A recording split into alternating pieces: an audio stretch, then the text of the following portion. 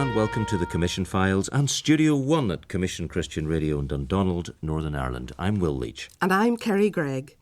We've a host of people round the studio table this time.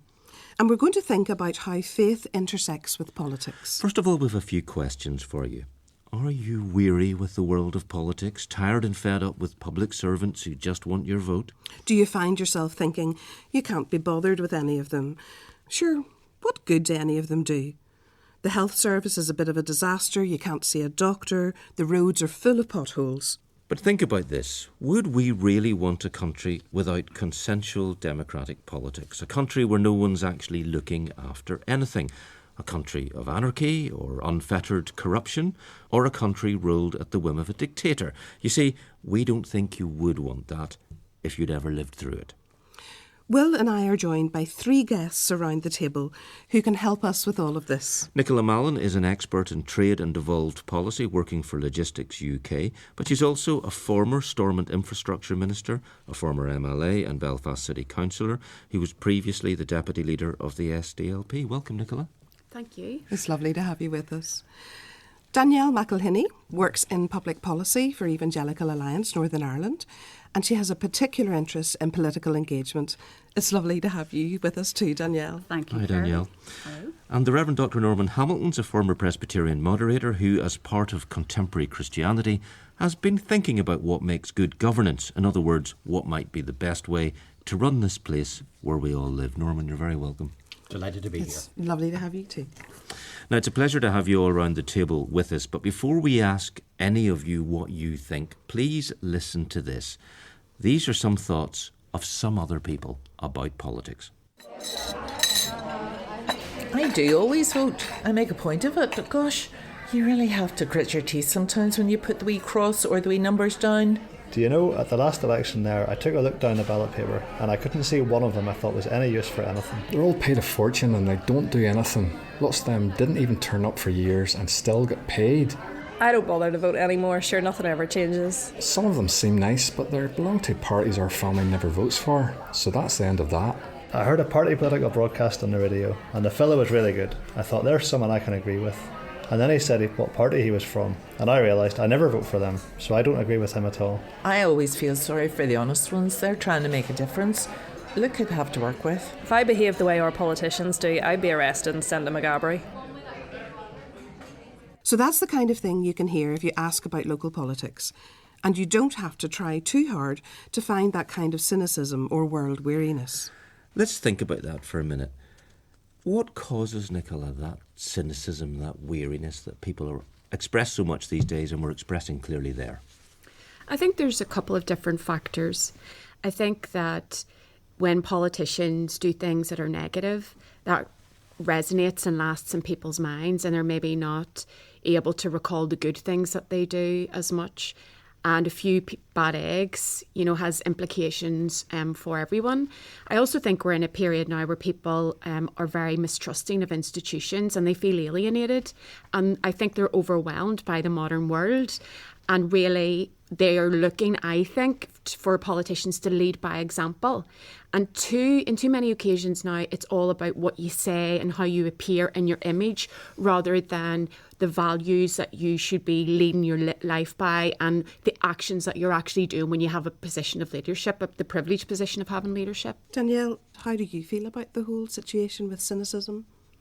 Yeah, well, I think if we're all honest with ourselves, we've all felt that cynicism in Northern Ireland. It's just been a long process, hasn't it? 25 years ago, well, it's more than 25 years ago now, we had the Good Friday Agreement, and that felt like, right, Northern Ireland's going somewhere, we're getting somewhere, we're doing something.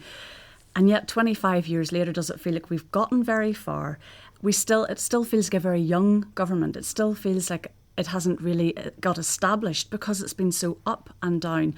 So you can understand why people feel really weary with it all. And the fact that things are so separated, it's still so divided, it's still the greens and the oranges, it's still them's and us'ns, or whatever way people say that. It still feels so divided, and people just get wary of that because they actually just want to get on with their normal lives, living alongside their neighbours, no matter what religion or what group they belong to. the reality is that most of us are just getting on with it. And when we look at politics and it looks like it's still so divided, we just think that doesn't actually represent us.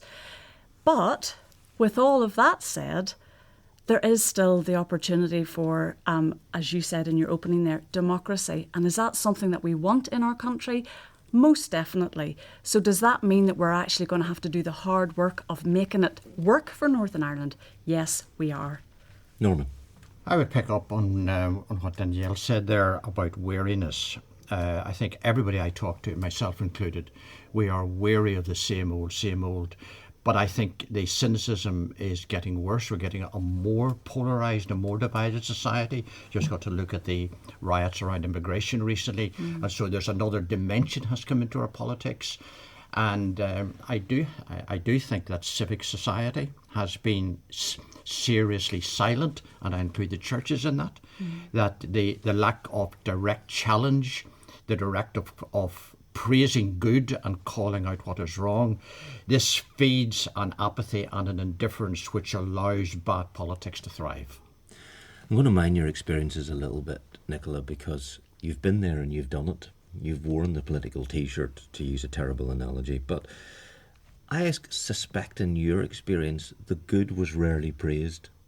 And any little dodgy moment or wobble was always criticised and someone was onto you like a ton of bricks. Do you look back and think of it like that, or do you look back positively? No, I have had a few people right throughout my time in politics, and Norman is actually one of them as well. So it's lovely to be sitting beside him, who would have reached out to keep you encouraged and to give you positive feedback. So I was very blessed in having a number of people who did that. But undoubtedly, I got the most praise, if you want to call it that, after I lost my seat. Which really?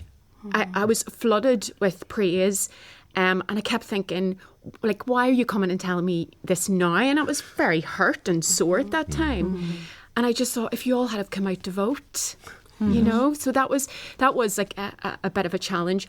But undoubtedly in the media, it was always, it's more negative than people being praised in politics for what they're actually doing to help people. And right across all of the political parties, there are some really decent people there who are working so hard to help people through really difficult times, but they just never really get seen and heard in the whole drama of everything else that unfolds. Now that you're out of politics, can you actually equate how people have their cynicism, their weariness, but at the same time actually see that you were a force for good, that you were positive? Yeah, I think so, but at times I get very frustrated with people, because if someone goes into a restaurant and they get what they consider to be poor service or a poor meal, they will complain to the manager straight away.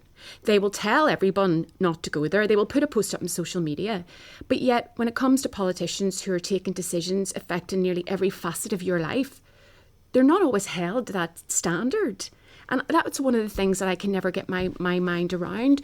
You, on voting day, you hold all the power. Every person that's standing for elected office, that's their most anxious day, whether they be honest about it or not, because you could lose your livelihood, you could lose your job, your career can be ended. So the people hold all the power. And on that day, they endorse people and a way of being, an approach to politics, and they give over authority over their life for the next 4 years. So really, I would always encourage people to think really long and hard about what you do on that day, because that is the one day when you hold all of the cards. Can I just say that I find it really sort of sad and heartbreaking to hear that it was the day that you lost your seat that people reached out to say what a good job you had done. And I just take that as a real reminder. And even in the work that I do, for example, we have this resource that's called Connect, and it's reminding Christians that they really should be reaching out and engaging with the people that represent them. And one of the things that we say is, don't wait until there's something bad to say. Reach out and tell them something good. Tell them something that you appreciate that they've done, because one thing that I have seen from my public policy work is how hard politicians work. Like when you see their constituency offices and hear of the numbers of calls that they're taking and the meetings that they're in and the events that they're going to and where they're turning up and having to do decision making, I just think that they need a little bit more praise, and I think that's on us. They need a bit more praise. I would agree with that, and yet I think there is a real reluctance amongst Christian people to accept at a fundamental level that the encouragement of our politicians, the quality of our public life, the quality of politics is actually a gospel and biblical, important in gospel and biblical framework. I'm increasingly alarmed that we seem to be sliding into what you might call a gap between the small gospel of simply the personal relationship with Christ and the whole counsel of God from Genesis to Revelation just being ignored, because that whole counsel of God in the Old Testament and New Testament absolutely gets into politics, social justice, caring for people, how government should operate. And I'm increasingly alarmed that that wider perspective of Scripture is being stripped out of church teaching. You mentioned that it really hurt when you lost your seat. I can only imagine that, but I've stood at enough counts and seen politicians have a very difficult time and thought, bless them, that is not easy. So, I think most journalists see it and understand it. Do you miss it? Or do you think, well, at least I don't have the negatives, I don't have the complaints, I don't have the trolling and social media that all politicians face, particularly women politicians. The amount of work as councillors, you work so hard. As MLAs, if you're conscientious, you work so hard in your surgeries and your staff and your offices and seeing people. Do you think people understand the half of what you do? I don't think they do. And if you are really committed as an elected representative, and particularly if you're representing a tough area where people are really struggling every minute of every day, your workload is huge and you do not switch off. I mean, I remember a distinct case. It was New Year's Eve and a lady had no heating in her house. It was just her and her child. She was told to use an electric heater. She hadn't enough money to keep feeding the electric meter. It was bitterly cold. You don't just say to that lady, well, actually, it's New Year's Eve and I'm off, so I'm not going to help you. So you're doing that all the time. Even if you're out in the supermarket with your kids. My kids used to be pulling me because people would stop to talk and ask for your help about something. So I went for a loaf of bread. It would take me literally 45 minutes, and that's what you do because you're like public property in many ways. Yeah. As a Christian, Nichola, do you see that as an underlying rule, though? Because I'm just thinking a lot of other Northern Irish politicians mightn't have actually helped somebody on New Year's Eve. I think it's fundamental. I mean, I don't think you should be called politicians. I think you should be called public servants because you're there to serve. And I felt that very, very strongly. And also, I'm a great believer in the power of compassion. I think we'd be a transformed society if people all took a compassionate approach to everything, to themselves and to each other. I think you've hit the nail on the head. But then, are Christians measuring up to that themselves? How do you feel about that in politics, Norman? I think probably Danielle is the person most qualified to comment on that, given the report that you folks produced recently on how people perceive Christian people, that at an individual level, many Christians are widely praised and appreciated because of what they do on a person-to-person basis, and I see that in day and daily. But actually, the institutions of the church are much less good at doing that because they are, and I'm a former career civil servant, they are their own civil service, their own ecclesiastical civil service, and don't really know how to respond to need and pain out there in a way that local congregations and individuals can. Is that the fault of the church rather than the individual? I think, and I do want to mean, I've had responsibilities in the church, as Will alluded to a moment or two ago. Well, let me put it like this. I had lunch recently with a very highly respected minister in our church who's in his late 40s, and he really would be regarded as one of our serious thinkers. And he said, the church is sick. And what he meant by that was that institutionally we do not know how to grapple with the complexities of life, as it were, on the street.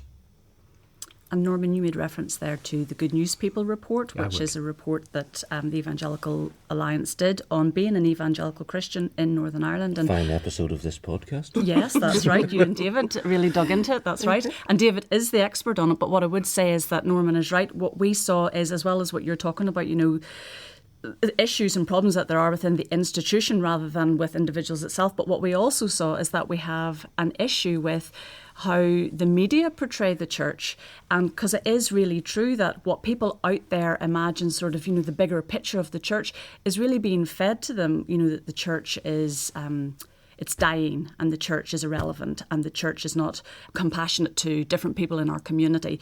That's very much being fed as a narrative. But the reality is, if you actually speak to someone that lives next door to a Christian or someone who works with a Christian and you ask them, what do you think about them?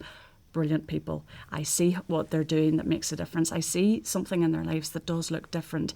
I mean, for example, even just when you look at volunteering across Northern Ireland, I'm not just talking about, who's volunteering in the church, but it's Christians that make up the majority of volunteers across Northern Ireland. Northern Ireland couldn't operate without that compassion, that drive to help and to serve. What do you think, Nichola, good governance looks like? I think it's honest. There's integrity, there's accountability. I think compassion as well is fundamental to good governance. But I think the critical thing is accountability in terms of mechanisms. And I don't think we have been very good at holding people with authority to account. Mm-hmm. Is that because people don't have a moral centre? The sense of integrity and what's right and how I should and should not behave is not as defined as it might have been 50 or 100 years ago? One of the things that I would, if I was given the opportunity, but I won't take it now, Will, is to go on a rant about the Nolan principles of public life. Just a wee note to help here. The Nolan Principles, released in the 1990s, are also sometimes called the 7 Principles of Public Life.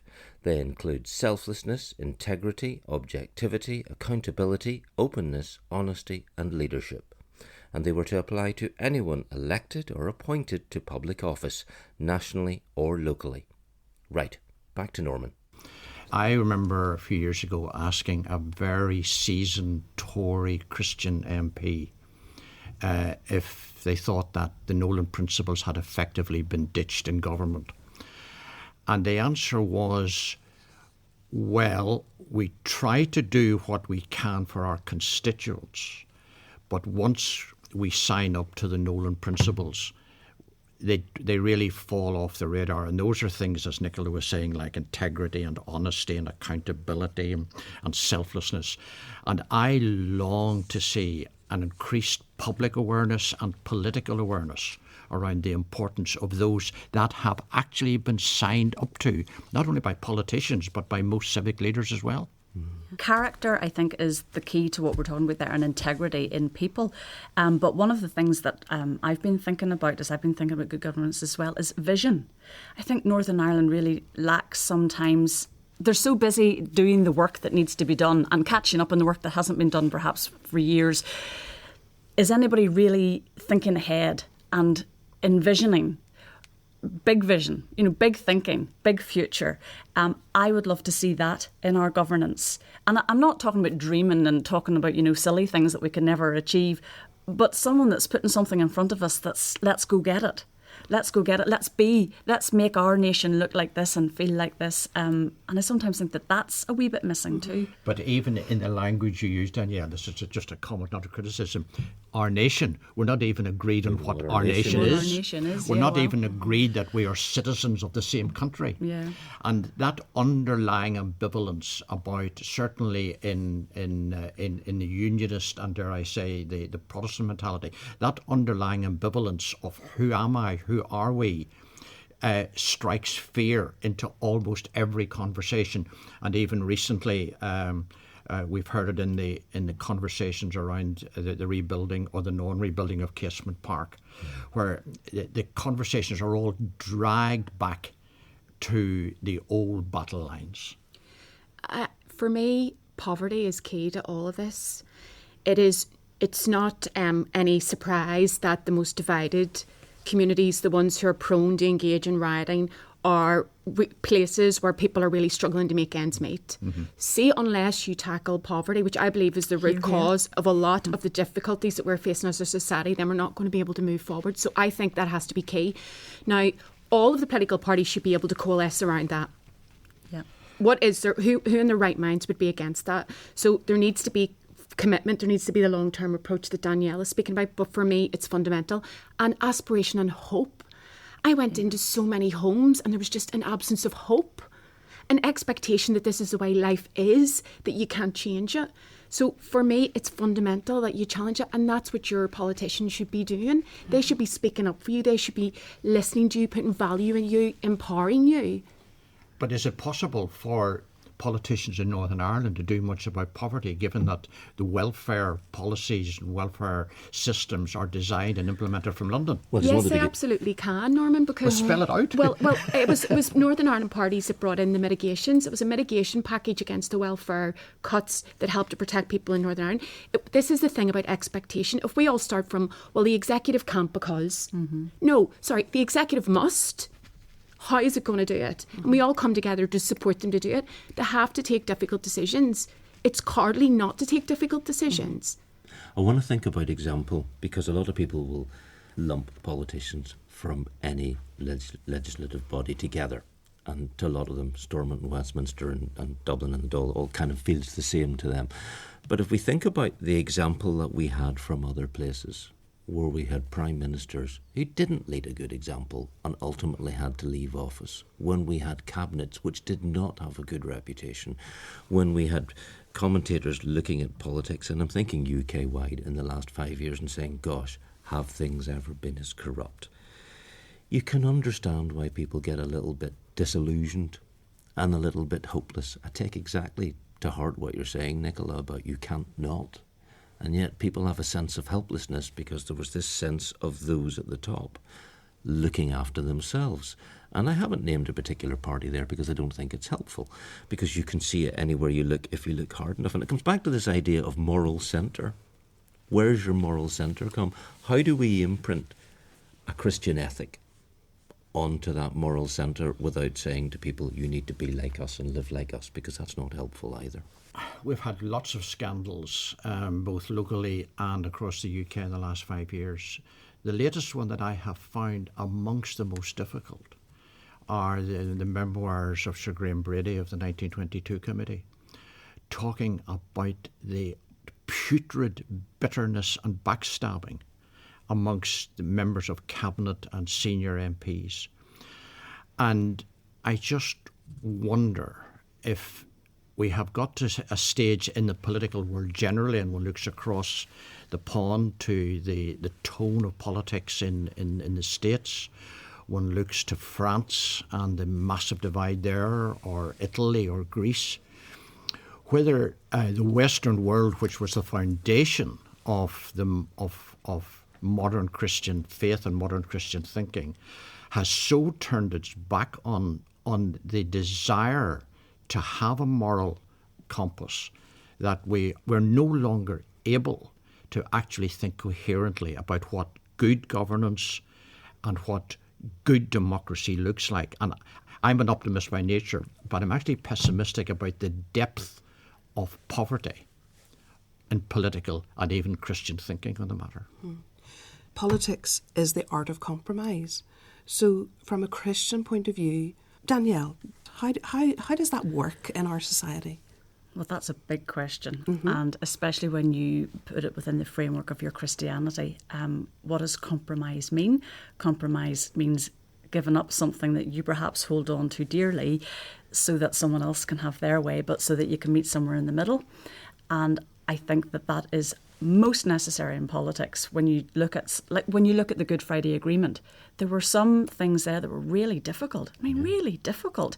And I still, when I read them or think about them, I feel uncomfortable about it. But then I look at what we've achieved and I think, well, some of that was necessary. But then there are things within the Christian life that we just know that we cannot compromise. But we're not there yet. In Northern Ireland, I don't think there's nobody saying to me that I can't go to church. There's nobody saying to me that I can't worship Jesus. There's nobody saying to me that I can't hold my beliefs about Jesus. And I think those are the things that I hold on to as a Christian, those fundamentals of my faith. I believe that Jesus is the Son of God. I believe that Jesus died on the cross. I believe that Jesus died for me and for all of us. And those are the things that I won't compromise on. But I am seeing that in a world where we want to move forward, that there's going to have to be some movement. And surely Christians should be the one to show the way in that. And I know that when I say that, that's maybe going to sound a little alarming, but surely we should be the ones that are showing the way in how to do that. The problem is Christians can't agree themselves. What do we agree on? Good. Right? And once we start that kind of conversation, then it will be much more positive and it will shift people's perceptions. There must be times when there's personal preference, belief, conviction, and there's party, and the two of them don't gel. That must be difficult. It is difficult. I mean, I was in the SDLP. The SDLP wouldn't be as ruthless in terms of its discipline as other party political organisations. So you were very much given space if you felt very strongly about something. I don't remember any occasion when somebody was ordered to vote against their conscience. That's one thing certainly I know about the SDLP. I can't speak for the other party, so... Yeah, but it's a thing a lot of people struggle with, though, isn't it? When they're told this is the party line. It is, and it's a challenge. But I suppose for me that's why it's important. For my political home, it was the SDLP, so the values of the party very much aligned with my own. So I didn't find myself too much out of step. So that journey was much easier for me. I was just going to say that what you're talking about within party lines and things is actually sometimes what could make it difficult for Christians to be involved in politics, because I don't know that we're ever called to belong to a party, a political party. I think as Christians we're called to belong to the kingdom of God. We belong to the family of God, and it's Jesus that we follow, and it's God's ways that we walk in, and that isn't always going to fall just nice and neatly into a party. And that makes it difficult for Christians sometimes to find a place where they can actually operate within the political system. It doesn't mean that they shouldn't try. And I think it's perhaps one of the things that we'd like to see, more Christians involved in politics, but not being asked to compromise their beliefs either. Mm-hmm. So I'm going to harp back again to this whole politics and compromising. The Pope said that he brought politics onto the international stage by saying to vote for the lesser of two evils. In the American elections. In the American, yeah. So for him to make that statement and say that was huge. How do you think people reacted to that? How should we react as Christians in this society? I think you should listen very carefully to what the Pope said, genuinely. And I think the consequences, potentially, of one person being elected are so dangerous for all of us that it has taken the Pope to come out and speak out.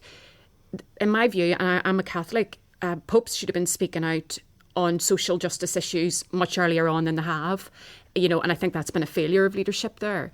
But I think what the Pope's reminding us of is that we have a Christian and a social responsibility to think carefully about who we vote for.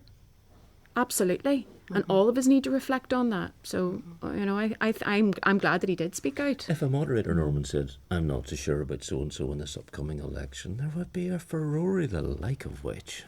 Oh, yeah. You'd be wearing your flak jacket under your shirt for the rest of your life. I think one of the areas that I've been exploring personally is who influences me most? Who influences you most? And in some of the reading I've been doing even in the last few weeks, the sad answer to that is that the politicians, as a Christian, the politicians are likely to influence me more than the scriptures. If I want a view on something, I may Google it, and that will give me the answer to the question. And I know I've said it before, but I have a real thing about the poverty of biblically based thinking amongst Christian leaders and Christian people generally. That, for example, as a Presbyterian, we talk about quite happily and readily and properly talk about the Bible as the final rule of faith and practice. Well, if only that was the major influence, because at the risk of saying something a bit weird, I can't think of any subject of any substance where the Bible and the teachings of Christ and the Old Testament don't have something really, really important and useful to say. But I wish it was being scrutinised and read and understood and then brought to the political and public discourse. Now, you've talked about knowledge and education of Christian principles there. I suspect, and I'm interested in what the three of you think, there is probably socially quite an ignorance of what politics is, how political processes work, what politicians can and can't achieve. Well, I voted for him, for her, I'm sure that wasn't done. No, it isn't, because they can't go out and demand that that's done. There's a political process. There's a place where debate happens. Decisions are reached. There are, depending on your forum, parties which have more power than others and have more... Are we ignorant? I would say we are, yes. And I think it's back to that conversation that we had at the very start about people being weary about politics in Northern Ireland. They're weary, therefore they haven't actually really bothered to find out what it really looks like and what it really means and how it operates. And I do think that that is something that I would love to see improved in Northern Ireland. I mean, I have to admit myself, I've only been in public policy for 5 years, and it's been a huge learning curve for me over those years. I wasn't in it beforehand, and just the things that I've been learning about the processes, about how slow everything is and about how difficult it is to actually get to talk to somebody about something. It's been a huge learning curve for me, and I think it's something that I would love for, others, especially Christians, to know. And yet there's an underlying problem in that, Danielle. When we talk about representative democracy, in minds of many people, we are actually handing over responsibility for making decisions to them, rather than saying we want to work with you as the representatives we have elected to get an answer to these problems.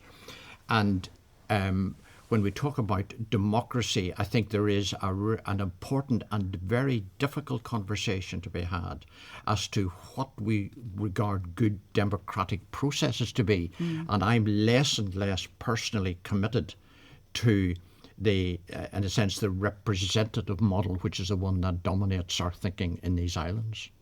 Nichola. I hear what Norman's saying about representative democracy, but I mean, what I would always have done is go back on a very regular basis to my constituents to sense check to make sure that I was representing them on issues as they emerged. I felt that was really important. Nichola, you always have no, but there is others that do that as well. My MP has never been to my door, nor has any member of the political party. It's a lot of doors, Norman. Have you been to his office? Pardon? It's a lot of doors. I have written. Yes, I have. I try to be in touch, but I get a civil service type reply. I have to agree with Norman. I have actually, over my last 4 years, I have found it more and more difficult to get answers, to get responses, to get anyone to even continue on a conversation. Find it really difficult to engage them. I get that they're busy. I get that I'm not top of the list of priorities, but it is. It's their role and it's their job and it's their responsibility to listen to a wide range of constituents on issues. And I just find that, I don't know, is it the evangelical label, but find it really difficult for certain people to engage. I'm not the president of Nichola's fan club, but the reason that she was so respected was because she did what she did. Did you find that? People would say things to you, why haven't you done this, why haven't you done that? And you'd have to say, there's only so much I can do in the system. Yeah, they would have. I found it very frustrating because a lot of my constituents were struggling with difficulties that were structurally based, like there was system failure. Yeah. And as a single MLA, you couldn't really do much about that. But we still made inroads, like with the neurology inquiry. We just kept our persistence, got us places. But the really negative experience for me was being minister. That's when this is all your fault, all the potholes are your fault, the street lighting's your fault. And the Department of Infrastructure is a real challenge. It's a huge department, but it impacts in everybody's everyday life. I think I've seen every single potential pose that a councillor could be in pointing at a pothole, because every week I could show you. I've seen it. I know all of the poses now. I know photographers, but they always have you pointing at the at it, so that was relentless. And even when you used to get up in the morning and switch on the radio, it would be the Department of Infrastructure or the Minister for Infrastructure, and you just got that sickly feeling, in your stomach, and you just knew this was the way that the day was going to be. So that was, and trying to explain to people, well, that I was a single person from our party in an executive with a huge department that has been historically underinvested in, was a real challenge people just want someone to blame, and you're the person in neon lights, so you're the person they blame. Did that party, though, when you started off, ever say, you're now an elected member in this party, here are the standards we expect of you in public life? I know you could only speak for the party you were in, but did they do that? Were you taught this is what's acceptable, this is what isn't? No, you're not taught. Actually, what I did was I looked and learned. And I learned from people across a number of different political parties. I could see strengths in different people. And so I kind of watched and tried to learn from them. But now that you're saying that, that is quite shocking that you're not sat down and talked through things like that. It's assumed that you will know, and it is assumed that you will act in the right way. That's something I was actually thinking about this morning before I came to this conversation, just thinking about there are quite a lot of people that get into politics that are literally, that's the only job they've ever had. And so how would they really know what the world is like? And then, well, what's the training? What's the training to be a politician? Because I know to be a leader in a business, you've got to work your way up through, and there's leadership training and there's all sorts of mentoring. And I wonder, where does that sit within the government? Who's actually training people to do this job well? Where are they being held to account, like internally, not even that we see? And, where's the mentoring? Who are they looking up to and learning from? I don't know the answers to those questions. One of the things that I really was deeply uncomfortable with, I was made a minister. I never ever thought that would happen.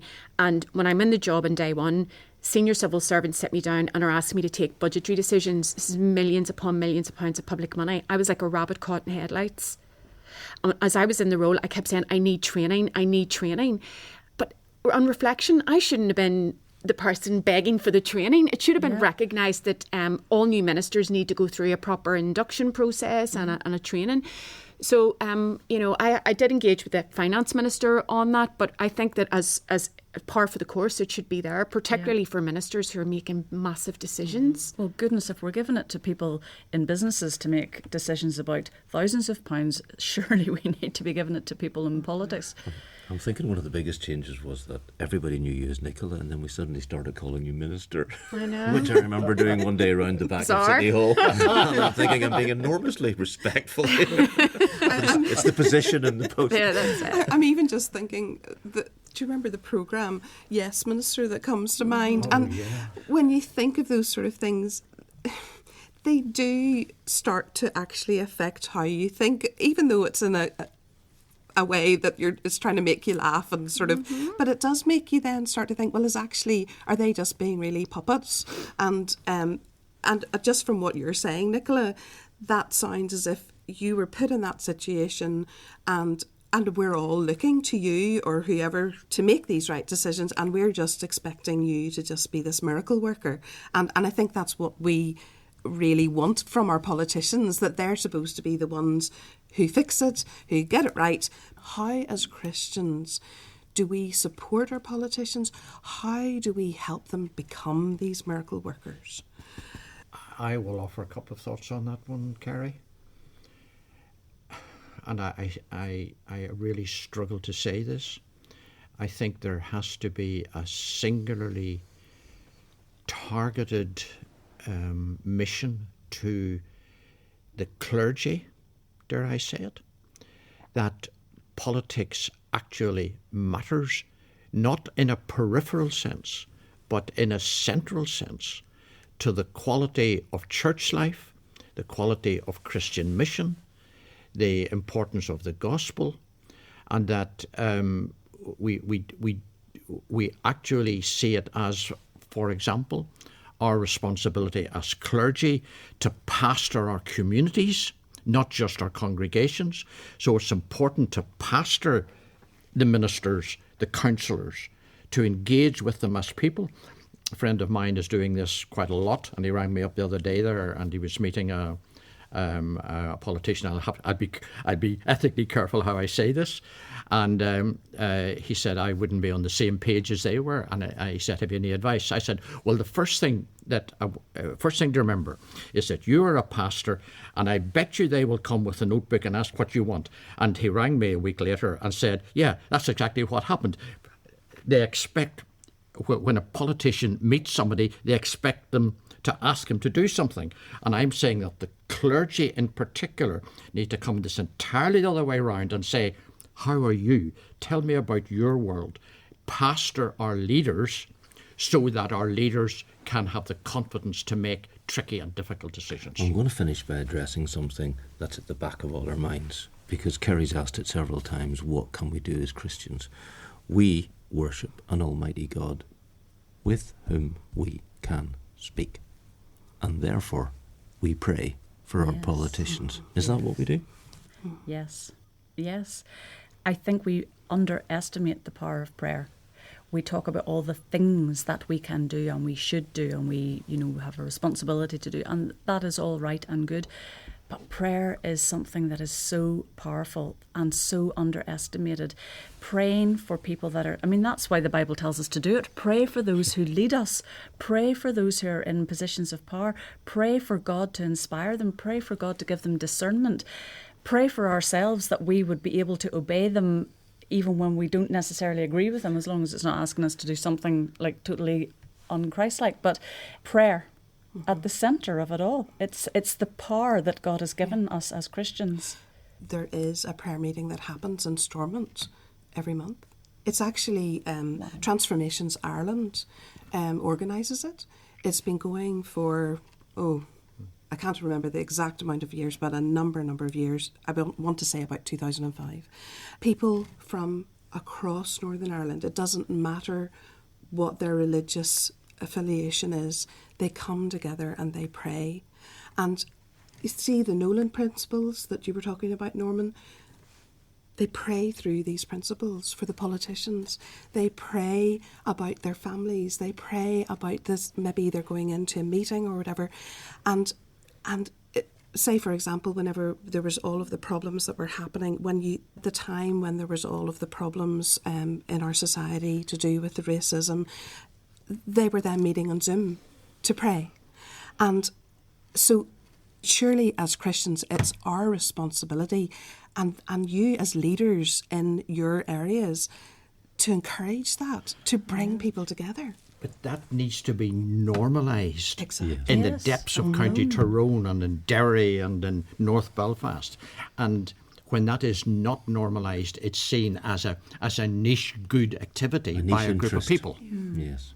And that's what I'm getting at, this desire to bring a God-centred, biblical-centred perspective into politics by actually doing it locally. And let politicians know that you're praying for them. Absolutely. It's so important. Yes. Did you know you were being prayed for? Yes. Were you? I could feel it. I know that might sound strange, but I know that some people were praying for me, but I could also feel it. I could feel it. And how much did it matter? Hugely. Increasingly in the public space, it's becoming more and more difficult to have faith. It's deemed to not be popular, which, Danielle, is probably why politicians aren't getting back to you, just being straight up about Yes, it. I think we know that. So again, I think there's an importance about bringing those issues out into public debate more and Christians owning them, and then encouraging politicians to take those difficult decisions and supporting them. When you go back to the Bible, and what does it say? We have to choose our words, and the words that we speak life. But silence is not golden. And the fact that so few Christians actually articulate, and I forgive me for saying it again, articulate a biblical worldview that encompasses the political world is a source of real distress to me personally. If each of you had a sentence to say to any kind of believer thinking about politics who has been cynical and has been worried, what would you say? What would your line be? How would you encourage them? How would you gently suggest a way forward? I think my first response would be to say, drop a wee note, an email, a card, whatever way you want, to your local councillor. That's where I would start. To your local councillor, say, can we meet for coffee? And I don't have an agenda. I just want to talk to you about being on my local councillor. I mean, we can't start with the minister, because the minister has too many minders. But you to get to him or her immediately. But you can start with your local councillor whoever that is, and not just the councillor of the party you may have voted for. That's important. So for me, that's a starting point. Let's pastor our communities so that those who have responsibility in our communities know that they're loved and cared for and pastored. Nichola? I think it's to live up to your responsibility. As a Christian, you have a responsibility to your community, to your society. So for me, I don't understand how you can be a Christian and not care about politics. To me, it's completely the wrong way around. To me, it's one is inevitably leads to the other. Danielle? Last week I was with quite a few actual church leaders, and one thing that I would really note from church leaders is that they're really tired and they've got a lot on their plates, and they just feel like if you ask them to do one more thing, it's just pushing them over the edge. And yet they do care. Of course, they care about their communities. They care about what's going on. So the one thing that I would say is very similar to what Norman is saying, is just start small. Start really small with a coffee and a conversation. And I think that the key thing that Norman was pushing towards there was not the one that you agree with, not the one that you've necessarily voted for, not the one that you think, well, they think all the same things as me, so we'll have a nice wee conversation. Have a chat with that person that's maybe sits on the opposite side of some of the things you think, because you might actually find that you agree more than you thought you did, and encourage them. Start off there with building the relationship, and it starts with a coffee and a chat. Danielle, Nichola, Norman, we want to thank all three of you for working with us to make this episode of the Commission Files. Thanks for explaining so much, for being so candid about your experiences and about what you've been through and your own feelings about things. Yes, thank you. You have all been able to be real today, and I think so often we don't get an opportunity to be real and actually speak openly. Thank you so much. It's been a real pleasure to meet you today. Thank you. Thank you. And thanks to everyone for listening. If you like what we do in the Commission Files, follow us on your podcast app so you never miss an episode. Give us a review. Please don't stop there. Tell your friends, tell folk at church or other groups. Tell them what you like and why, if you do. Have a listen to Commission Radio Drama. There are loads of Bible drama series there now, from The Forerunner about John the Baptist, Miriam, Matthew and Lydia, all in short episodes, with local writers, actors and production teams. And all recorded in this very studio, Studio 1. That's it for this episode. Kerry and I will be back soon, next door in Studio 2. Until then, bye. Bye.